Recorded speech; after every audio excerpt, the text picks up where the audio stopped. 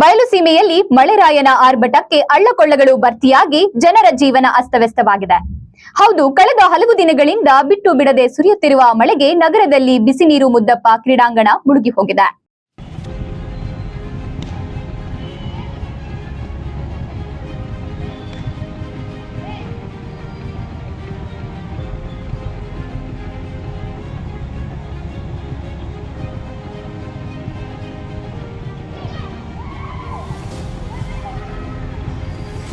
ಇನ್ನು ಚಿತ್ರದುರ್ಗ ರಸ್ತೆಯ ಎಸ್ಆರ್ ರಸ್ತೆಗೆ ಹೋಗುವ ದಾರಿ ಪಕ್ಕದಲ್ಲಿ ಮಳೆ ನೀರು ನಿಂತು ಮುಂದೆ ಹೋಗದೆ ದೊಡ್ಡ ಹೊಂಡದಂತೆ ನಿರ್ಮಾಣವಾಗಿದೆ.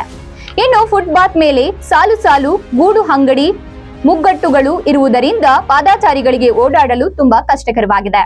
ಇನ್ನು ಆಟೋಗಳ ಹಾವಳಿಯಿಂದ ಖಾಸಗಿ ಬಸ್ ನಿಲ್ದಾಣದಲ್ಲಿ ಸುಮಾರು ಆಟೋಗಳು ಒಂದೇ ಸಾರಿ ಬಸ್ ಹಿಂಬಾಲಿಸಿಕೊಂಡು ಹೋಗುವುದರಿಂದ ಪ್ರಯಾಣಿಕರಿಗೆ ಕಿರಿಕಿರಿ ಉಂಟಾಗಿದೆ.